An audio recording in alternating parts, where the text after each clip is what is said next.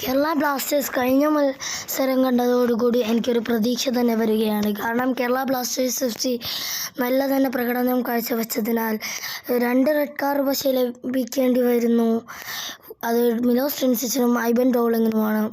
4 yellow card കിട്ടി Danish ഫറൂഖും പോയെങ്കിലും ഒരു ഗോളിൻ്റെ ഏകപക്ഷീയ ഗോൾ നവാസദിയുടെ പെനാൽറ്റിയിലൂടെ കേരള ബ്ലാസ്റ്റേഴ്സ് പഞ്ചാബ് FCയെ തോൽപ്പിക്കുകയാണ്. എന്നാൽ ആശ്വാസമായി ജീസസ് ജിമിനാസ് അടുത്ത മത്സരങ്ങളിൽ പങ്കെടുക്കാൻ വരുമെന്നാണ് ഇതുവരെയുള്ള റിപ്പോർട്ട്. അതിനോടൊപ്പം തന്നെ വിപിൻ മോഹനൻ എന്ന മിഡ്ഫീൽഡറും തിരിച്ചു വരികയാണ്. അതോടുകൂടി മിഡ്ഫീൽഡും ശക്തിപ്പെടുകയാണ്. ഇതിനോടൊപ്പം തന്നെ ഒരു മത്സരം പോലും ഈ സീസണിൽ കളിക്കാത്ത ഇഷാൻ പണ്ഡിതയും പരിക്കിൽ നിന്ന് മുക്തനായി മടങ്ങിയെത്തുകയാണ്.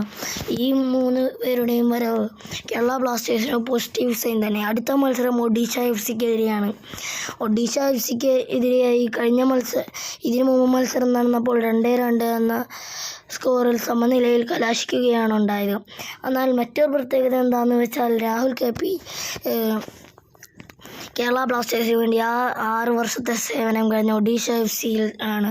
അടുത്ത മത്സരം രാഹുൽ KPക്ക് എതിരെ. രാഹുൽ KP ആദ്യമായി കേരള ബ്ലാസ്റ്റേഴ്സിനെതിരെ മഞ്ഞപ്പട തിരിച്ചു വരുമെന്ന് തന്നെ നമ്മൾക്കെല്ലാവർക്കും പ്രതീക്ഷിക്കാം.